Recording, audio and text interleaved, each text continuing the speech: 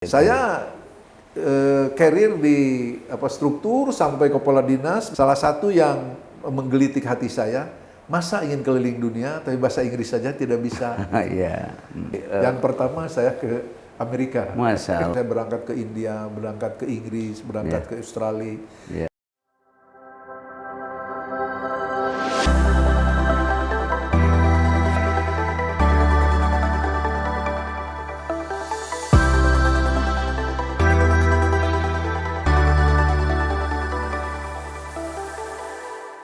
Bismillah, Assalamualaikum warahmatullahi wabarakatuh.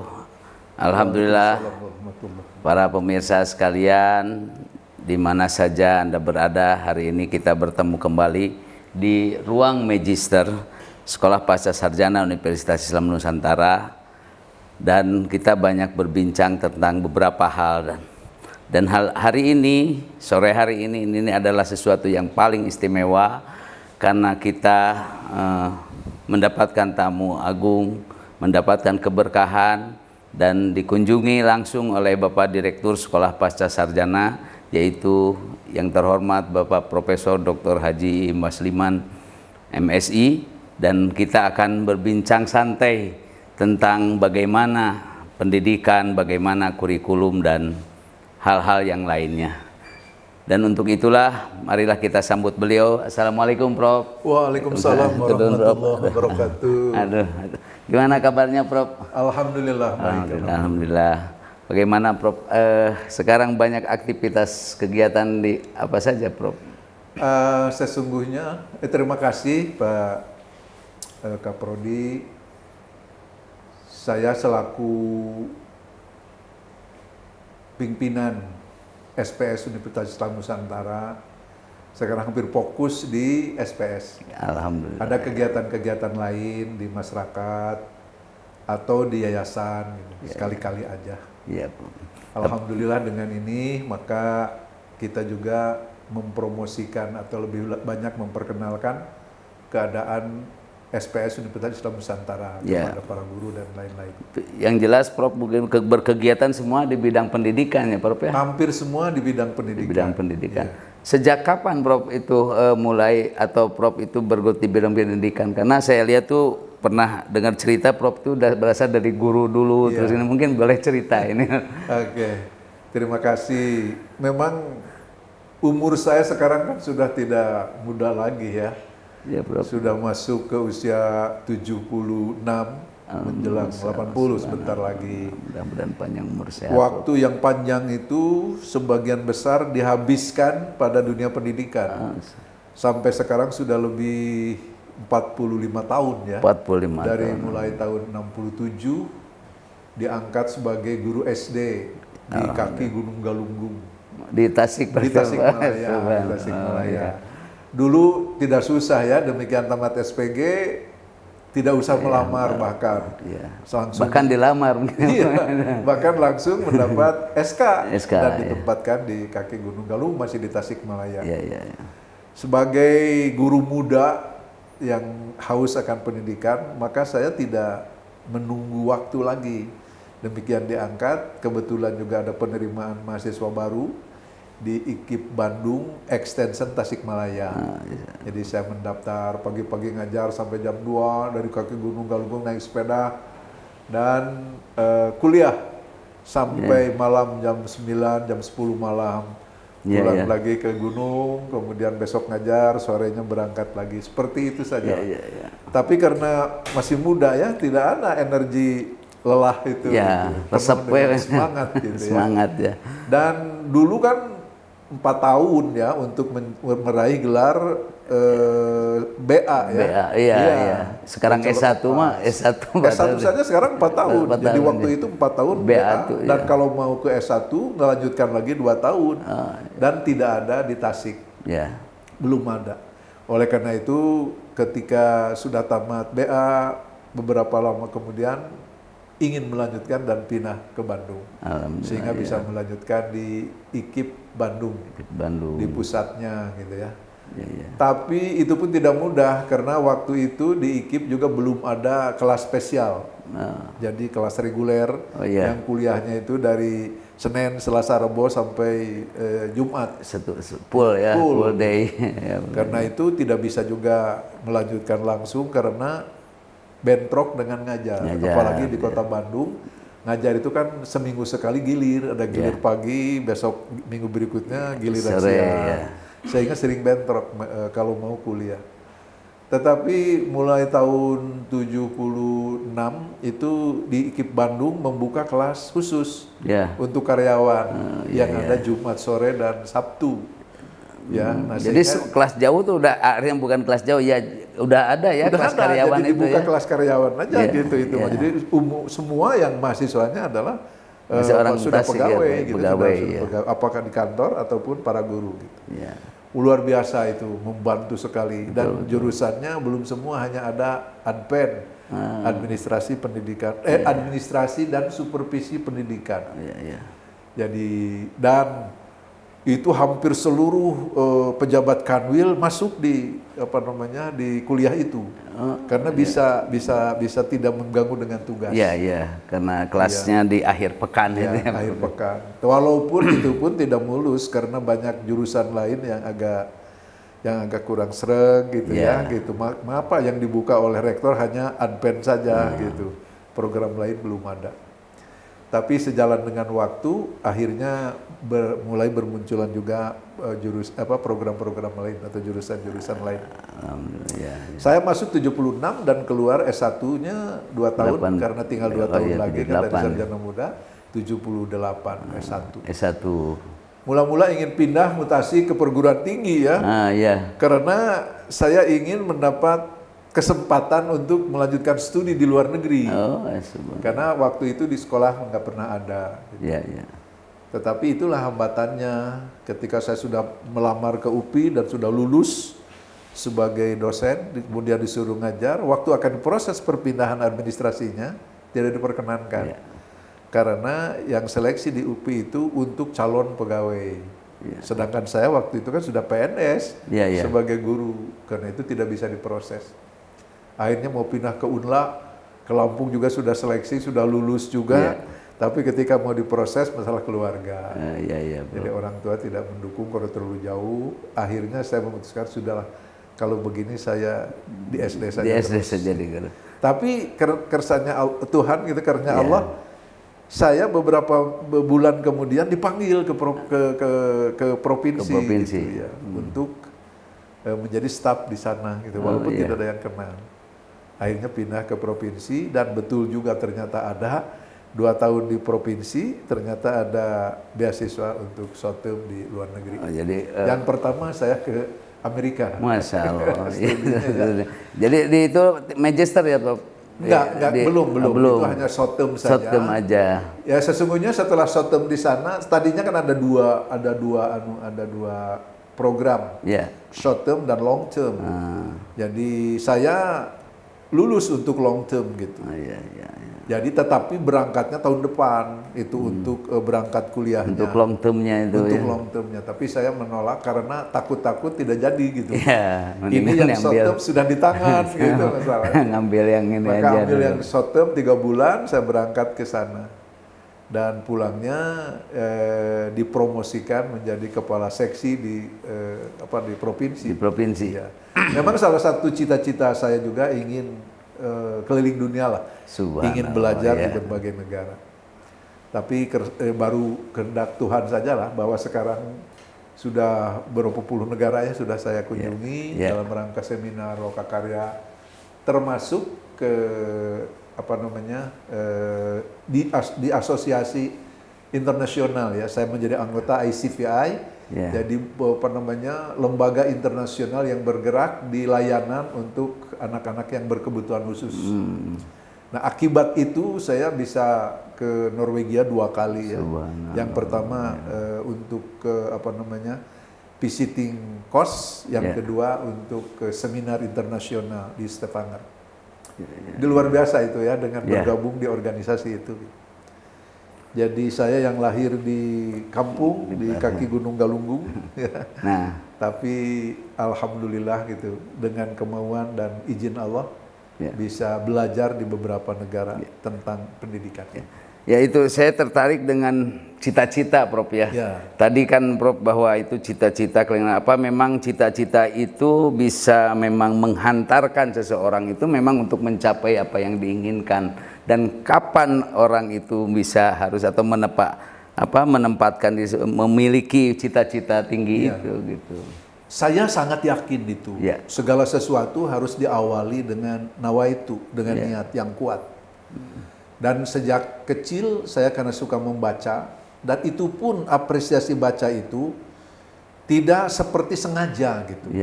Karena apa? Karena saya tinggal di kampung, di sekolah itu belum ada perpustakaan dan lain-lain. Kebetulan guru saya di kelas 6 itu dia suka membaca buku dan membeli buku, tapi disimpan di sekolah.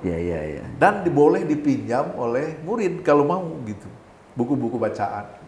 Dan saya sering meminjam, dibawa ke rumah dan dibaca. Kebetulan di rumah itu ada ada semacam usaha anyaman gitu. Sehingga kalau sore hari itu berkumpul ibu-ibu nganyam dan saya membaca buku. Nah itu diminta agak keras membacanya sehingga mereka mendengarkan gitu ya. Jadi saya membaca seperti ketagihan gitu, kalau sudah selesai buku supaya minjem lagi buku yang lainnya.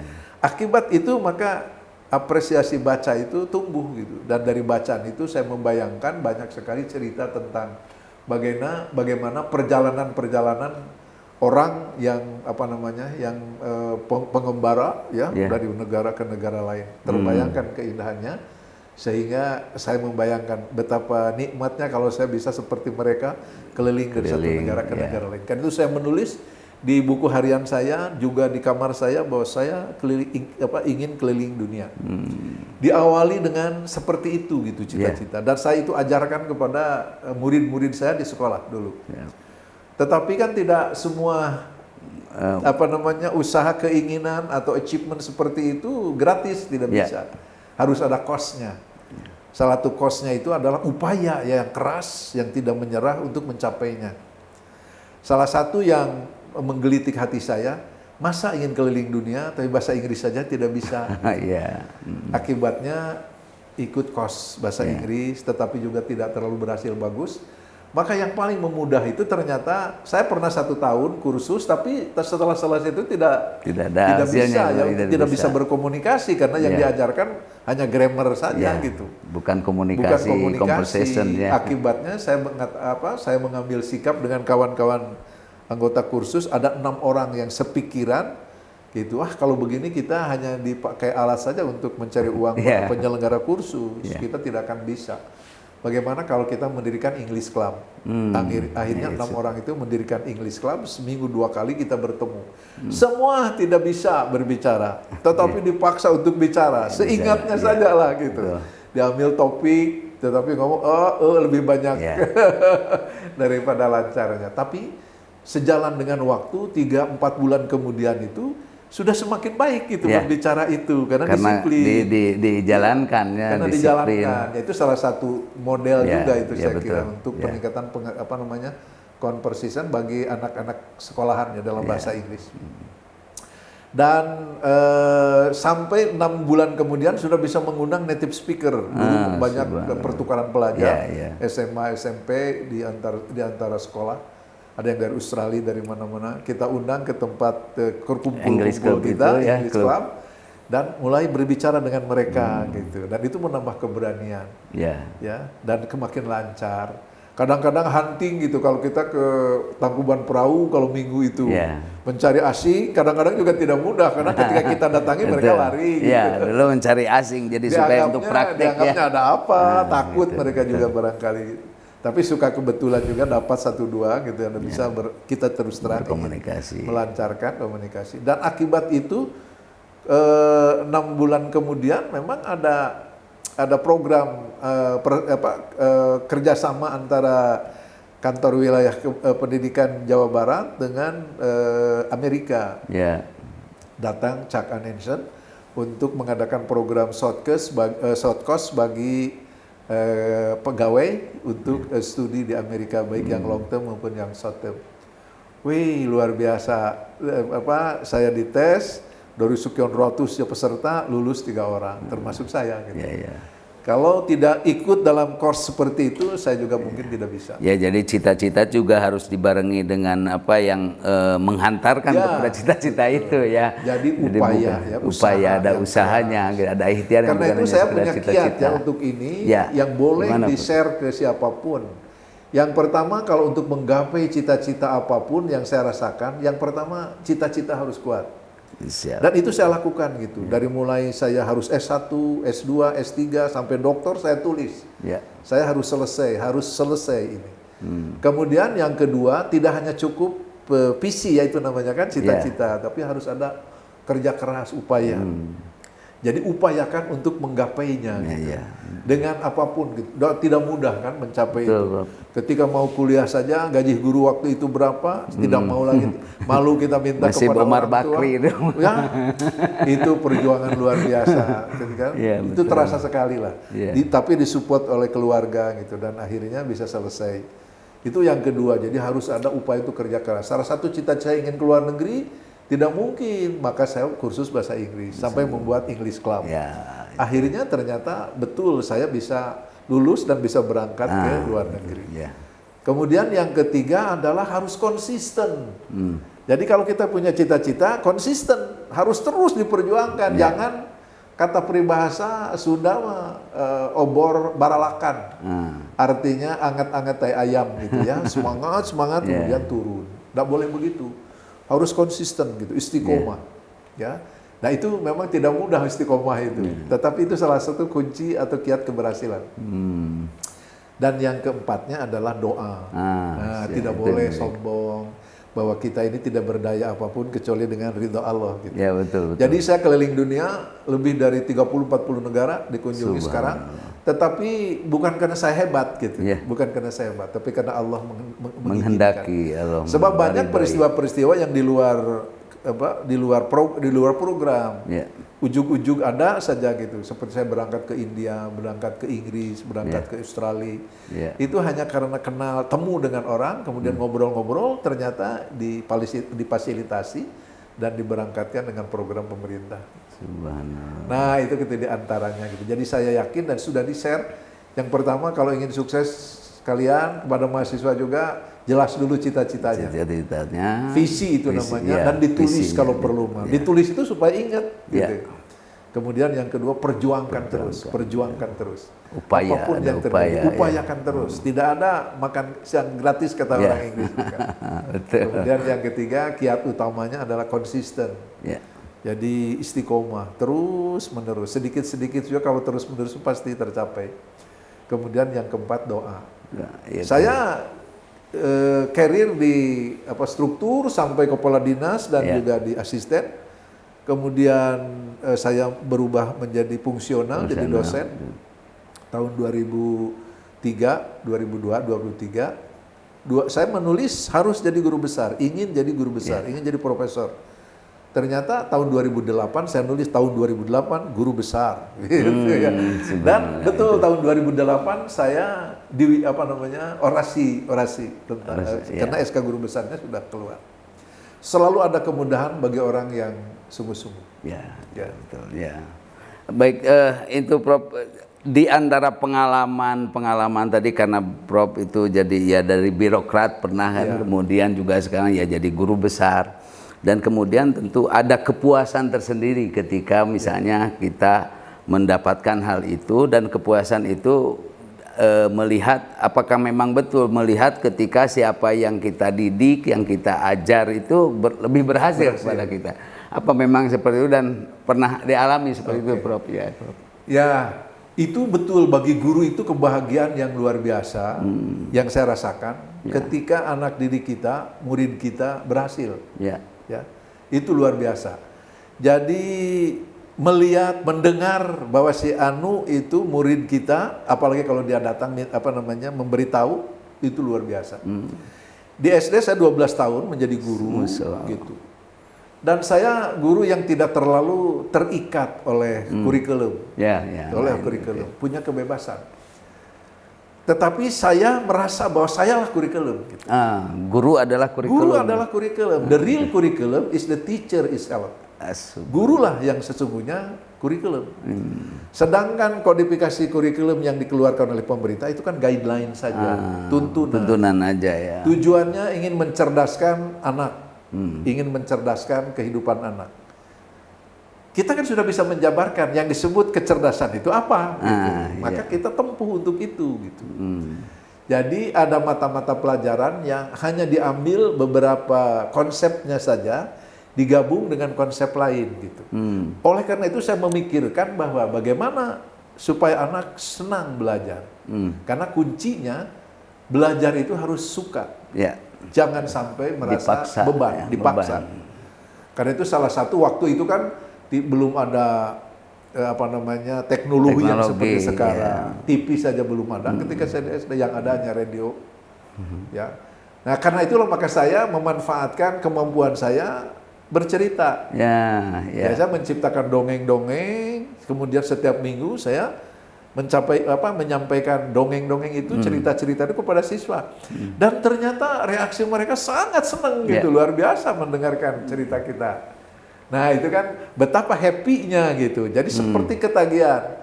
Jadi tidak ada anak yang tidak mau ke sekolah, ke kelas. Karena saya menempatkan diri seperti itu. Hanya untuk mata pelajaran saja, bahasa Sunda waktu itu masih intens pelajaran bahasa Sunda. Dan saya sering mengajarkan peribahasa bahasa Sunda. Ya, peribahasa bahasa Sunda. Itu setiap mau pulang, 10 menit sebelum pulang, saya menulis di papan tulis, itu peribahasa bahasa Sunda. Kemudian saya jelaskan artinya dengan dongeng, sehingga mereka paham artinya gitu. Kemudian mereka tulis dan di rumah ditulis 10 baris dengan tulisan yang bagus. Jadi dengan cara itu yang pertama saya mengajari anak menulis, yang kedua mengajari anak memahami peribahasa. Tetapi yang ketiga juga paham nilai-nilai yang terkandung di dalamnya gitu. Nah itu kan. Jadi ada banyak manfaat dengan cara itu gitu ya. Jadi 1 tahun saja bisa menghafal berapa ratus peribahasa tanpa disengaja gitu. Hanya belajar menulis. Dan bisa menjelaskan. Dan bisa menjelaskan. Contoh begini, di dalam peribahasa Sunda ada katepaan buntut maung. Buntut maung itu kan ekor harimau. Ketempuhan gitu. Buntut maung. Gimana ceritanya gitu ya? Saya menceritakan dulu kan dari kampung ke kampung itu sangat jauh. Kalau mereka ingin sedikit ke kota saja untuk belanja, harus berangkat subuh sebelum subuh, gitu ya, berangkat dari rumah. Kadang-kadang saling bertemu dengan orang lain sehingga bersama-sama pergi. Kalau sedang kebetulan tidak ada siapa, ya sendiri saja berjalan di hutan. Suatu hari seseorang itu berjalan sendirian sampai dia sudah lelah dan ngantuk, sampai ada gubuk gitu, rangon dulu namanya kan gitu. Dia mau istirahat sebentar di sana, tapi betapa dia kaget. Ketika dia masuk ada seekor harimau sedang tidur gitu ya, kedengaran suaranya dan ekornya ke bawah. Dan dia tuh iseng lagi gitu ya. Kemudian dia dipegang ekor harimau itu dan itu ya jelaslah bahwa harimau itu bergerak-gerak, meraung-raung. Dan ini makin meraung-raung, dia kan makin takut, akhirnya makin dipegang keras gitu. Dan dia sudah lelah, sudah sangat lelah. Takut luar biasa, keringat sudah berlelehan. Maka dia menunggu mudah-mudahan ada orang lain yang datang lewat ke sana juga. Kebetulan betul ada. Maka datang lagi orang lain, tolong ini pegang, saya sudah lelah nih. Saya akan mengambil pemukul untuk ke atas dan kamu pegang ini ekornya. Siap kata yang datang itu. Maka dipeganglah ekornya. Dan dia bukan ke atas, tapi dia pergi. Dia pergi. Nah ini kan, waduh kena getahnya ini. Ketempuhan buntut maung. Ya itulah. Kemudian datang lagi orang, dia melakukan hal yang sama berorang-orang. Berkali-kali. Nah itu kan artinya bahasa Sunda ketempuhan buntut maung ya gitu. Dia kena resiko pekerjaan orang lain gitu. Betul.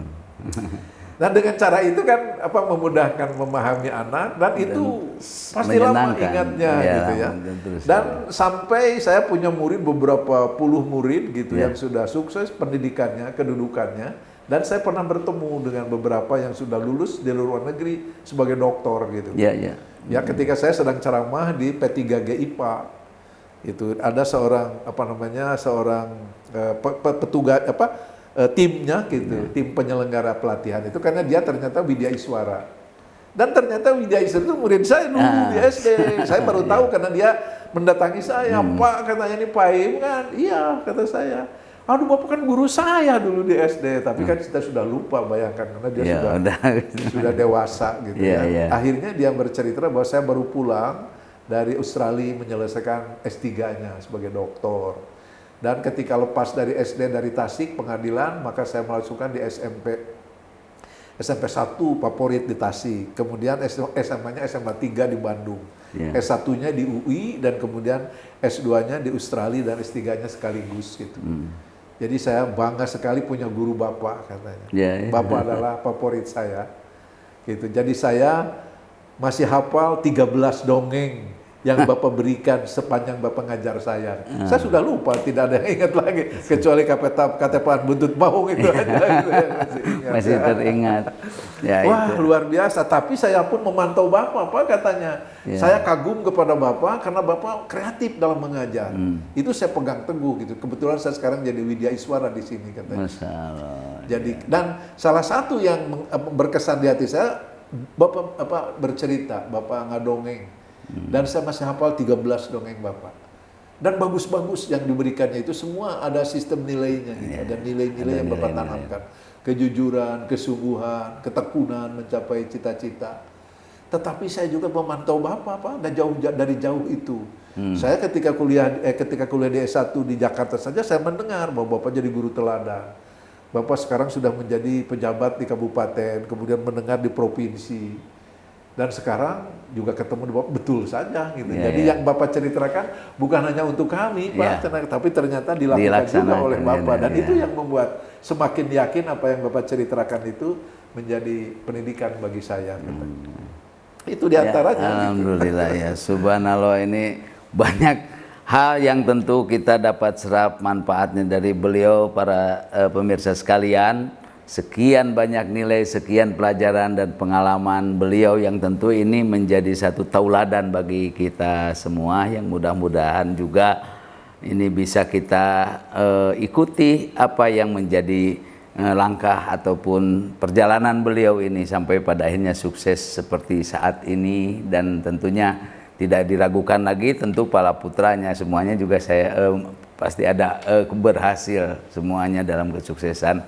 Dan terakhir Prof, mungkin ini prinsip hidup lah, pedoman hidup untuk nanti meraih itu semua, kira-kira apa yang bisa kami pegangi gitu dalam hal perjalanan hidup ini. Setelah saya mengalaminya gitu ya, mungkin cerita setiap orang itu berbeda, nasib jalan hidup seorang itu berbeda. Tapi ketahuilah bahwa hidup itu adalah pergerakan dari satu pantulan ke pantulan lain. Hidup adalah pilihan. Kita harus, tidak ada satu hari pun manusia yang tidak memilih. Dari mulai bangun sampai tidur lagi selalu penuh dengan pilihan. Karena itu berdoalah kepada Allah, mohon petunjuk supaya pilihan yang kita pilih itu tepat. Bangun tidur, apakah ke masjid malas, atau berangkat atau tidak berangkat, itu kan pilihan gitu. Maka kita harus memilih mana yang terbaik gitu, dan mohon pertolongan kepada Allah gitu. Akibat kita ke masjid, maka pantulannya ke sana atau ke sini. Ketika kita milih sekolah, apakah kita ke SPG, apa kita ke SMA? Itu pilihan. Kalau kita milih SMA, pasti nanti pantulannya ke sana, kemari atau kemana. Ketika kita memilih ke SPG, maka pantulannya ke sana, kemari, atau kemana. Dan itulah yang menjadi perjalanan seseorang gitu. Yakinilah itu bahwa salah satu yang membuat kita keberhasilan itu adalah akibat kita tepat memilih. Karena itulah maka kita dianjurkan untuk berdoa selalu, bahkan dengan sholat istikharah, supaya kita tidak salah memilih. Dari hal yang paling kecil sampai kepada hal yang besar dalam kehidupan kita. Menikah adalah pilihan, pekerjaan adalah pilihan. Ya, karena beda antara seorang memilih ini dengan memilih yang lain. Demikian pula kuliah dan lain-lainnya. Dan yang kedua, keberhasilan itu bukan milik sendiri. Kalau hanya untuk kepentingan diri sendiri, itu mungkin lebih mudah. Tetapi harus ditanamkan pada diri kita atau diri saya bahwa keberhasilan itu harus dirasakan manfaatnya oleh yang lain. Ya. Memang bahasa agamanya kan khairunas anfa'uhum linnas. Jadi berpikirlah kita, tanamkan dalam diri kita seberapa banyak manfaatnya diri kita untuk orang lain. Itu ya. Nah itu kan nilai-nilai yang bisa kita tanamkan. Mungkin ada ribuan, ratusan ribuan nilai, tetapi kita harus menetapkan beberapa nilai yang dijadikan pegangan oleh kita. Kita kan kemarin mendengar ya dari Profesor Nuh, ya salah satu yang beliau tanamkan dan nilai itu adalah kesetiaan. Betul. Kesetiaan itu adalah nilai yang utama untuk berorganisasi, untuk berumah tangga. Sebab tanpa kesetiaan tergoyangkan gitu ya. Kan cerita Pak Prof Nuh itu luar biasa bagi saya itu juga bagian gitu. Dan betul nilai kesetiaan itu sangat penting. Kesetiaan, kejujuran, ya, ketekunan gitu. Itu bagian-bagian yang harus kita tanamkan dalam diri kita. Saya memilih beberapa nilai yang seperti itu gitu yang saya pegang teguh dalam kehidupan saya. Salah satu contoh mengapa kita harus bermanfaat bagi yang lain. Doakan orang lain. Doakan orang lain. Betul, ya. Salah satu saya mengamati mengapa sekarang generasi muda banyak yang terjebak oleh kejahatan, terjebak oleh kekeliruan dalam kehidupan. Mungkin gitu kita sudah berupaya untuk bekerja dengan baik, meningkatkan mutu, tetapi kan hasilnya masih seperti ini. Jangan-jangan yang kurang dari para guru kita, dari kita semua adalah doa untuk murid kita. Jadi berdoalah untuk mereka. Saya kalau ada di rumah saya, kalau ada lewat tukang dagang saja, dagang bakso atau dagang apa, saya pasti melihat dan saya mengatakan, ya Allah, mudah-mudahan dagangannya laku. Kemudian mudah-mudahan rumah tangganya dia bahagia, rizkinya banyak. Nah, jadi doa seperti itu kita sebar saja kemana-mana gitu. Terserah Gusti Allah nanti kan gitu ya, yang mengabulkannya. Karena kita yakin bahwa setiap doa pasti dikabulkan oleh Allah. Pasti, betul. Pasti itu. Hanya masalah timing saja ya, ada, masalah waktu bisa saja. instan disimpan dan bentuk, itu dan bentuk kabulannya. Bahkan ketika kita nganggap bahwa itu tidak diinginkan, justru itu mungkin diijabahnya Allah ya. Seperti itu gitu kan, gitu mungkin tidak oleh kita tapi oleh mereka betul. Gitu ya. Bahkan mungkin diterimanya oleh anak cucu kita. Nah, ya, gitu. Atau itu kan banyak sekali keajaiban yang menimpa kita, jangan merasa itu amal kita. Betul. Siapa tahu itu ibu kita, berkat ayah doa kita, kakek kita sebelumnya gitu ya. Berkah dari yang orang Saya lain. punya kakak yang kurang jujur dalam belajar gitu. Jadi hanya tamat SMP, dia tidak mau sekolah lagi. Akhirnya pergi entah kemana gitu. Dan ketemu setelah sekian tahun dia pulang gitu. Dan dia mengatakan gitu, dengan tidak membawa apa-apa di ibu kota Jakarta, itu ternyata banyak orang yang menyayangi gitu. Diam di rumah ini bertahun-tahun, diam di rumah ini, segalanya keperluannya lain-lain. Apa hebatnya dia kan tidak ada sebenarnya. Tapi saya renungkan bahwa di kampung saya, ayah saya itu terbuka pintunya. Jadi tiap hari memasak nasi itu banyak sekali. Dan siapapun yang lewat datang masuk diberi makan. Gitu, dan ada guru SD yang dari jauh-jauh dari mana-mana. Kalau istirahat itu tidak ada warung dulu. Mampir di rumah ayah saya dan dia makan, ngajar lagi baru pulang. Dan dia tidak ada nawa itu apa-apa gitu ya, kebiasaan seperti itu. Dan itulah yang disebut mungkin akhlak itu ya di situ. Seperti itu. Akhlak itu tidak ada yang nyuruh, tidak ada apa kan itu. Ya seperti enak aja gitu kan, natural gitu aja ya. Oleh karena itu ketika kakak saya mengatakan di sana disayangi orang, wah itu mungkin ayah saya mungkin dulu itu.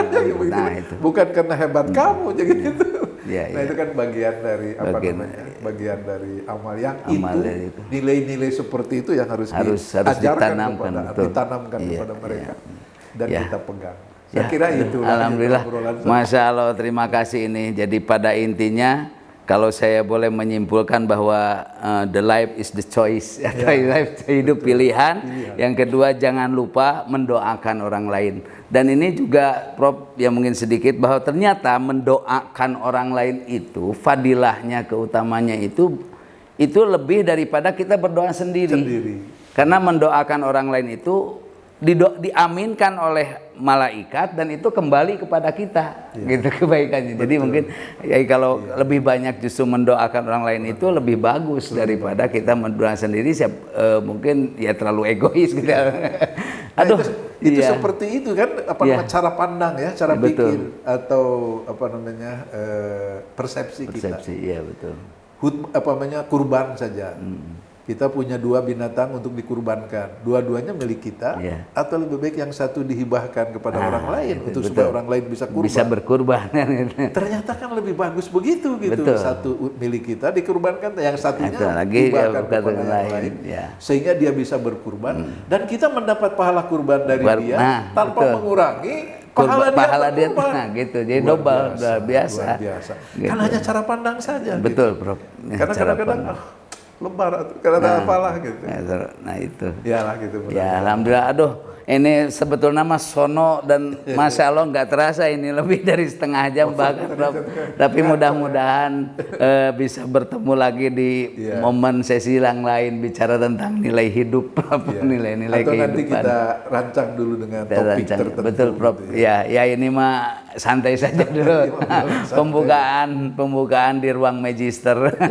Alhamdulillah hatur nuhun, Prof. Jazakumullah sehat sadayana berkah. Alhamdulillah, hatur nuhun, Prof. Ya, baik pemirsa, demikian kita tutup dengan akhirul kalam. Walhamdulillahirabbil alamin. Wassalamualaikum warahmatullahi wabarakatuh. Hatur nuhun.